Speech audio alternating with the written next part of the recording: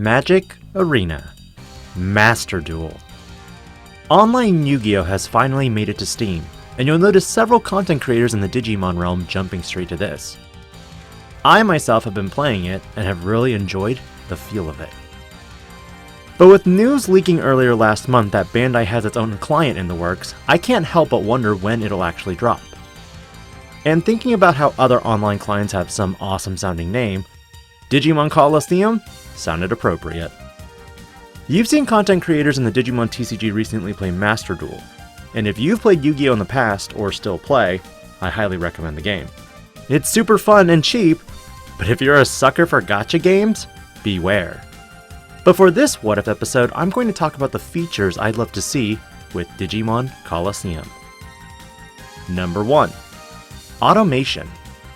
I think this is one feature that a lot of people will want, but with how the actual game is, this may be a little difficult. The major issue is it's not like Yu-Gi-Oh where as you play cards, the effects simply resolve in the order they're played in, or chained to. In Digimon, you attack and trigger your effects in your specific order. And with variability, this can make the coding process a pain. Because of lack of automation, voice chat will be imperative. And while cheating was much easier with hands moving off and on screen or adding extra cards to your deck, the online client does prevent a lot of this. But overall, in terms of lack of automation, current news of the online client reveals cards will have to be suspended and unsuspended manually by the individual. And the memory marker moved as well. This gives the impression that it's basically Tabletop Simulator, but rebranded as Bandai. Hopefully there's a way to track actions on the side that indicate the memory was previously at 3 if a misplay is caught, or something. The crazy thing is Bandai has already released a tutorial app for mobile. And I'm honestly surprised this hasn't had any updates to let you play with full decks and customize them. But enough talk on automation, let's look at the second feature I'd love to see for an online client. Number 2. How will you actually get cards for the online client? Is it simply load your list and play, or will it be similar to Magic Arena or Duel Masters?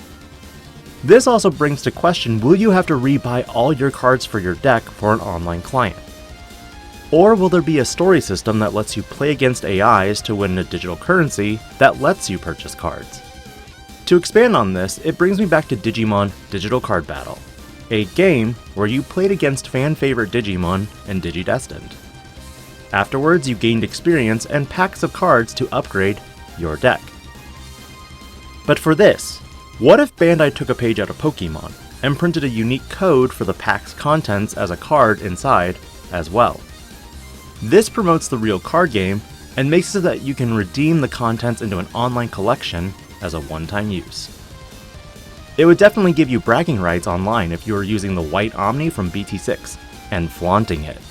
Because let's be real, who really wants to flaunt a card that's $500 minimum in an actual play and shuffle it around? And even better, what if this helps you keep track of a master playset collection or current quantity of a card that could be synced to another database for selling? This leads to my third and final point for this video, in-game currency and the gacha aspect. What if pixels were the currency or dust for breaking down unused or duplicate cards to craft better cards or cards that you need? Gacha games are known to get most people to spend real money on digital cards. But that being said, not everyone has a disposable income. And because of that, crafting is an amazing way to get cards you don't have for cards that you do.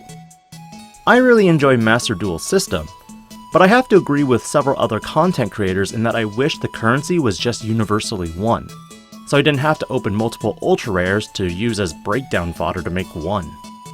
For those not familiar with the Yu-Gi-Oh rarity system, basically think about opening a box of Digimon cards and getting 7 super rares and 1 secret. But the secret rare is the one secret you didn't want. You wanted the other. You would need to break down 3 secrets in order to make 1.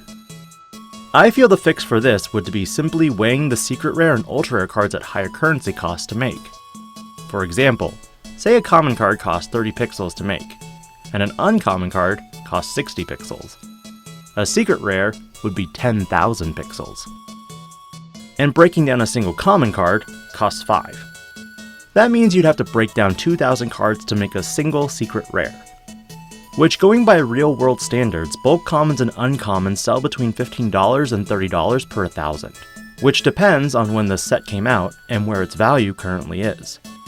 Meaning 2,000 common and uncommon cards roughly gives you a return value of $30 to $60, about the sweet spot of secret rares like Beelstarmon or Omnimon Zwart Defeat. An online client would, in some respects, make online play easier for a lot of people. No more dedicated table space to webcams facing down to play card games. No more cheating if the system's automated. What are aspects of an online client you'd love to see for the Digimon trading card game client? Full automation? Ease and access of cards? A crafting system? What are trade-offs you'd be okay with not getting over others? Let me know in the comments below. This is DIGI-PANDA. Logging out.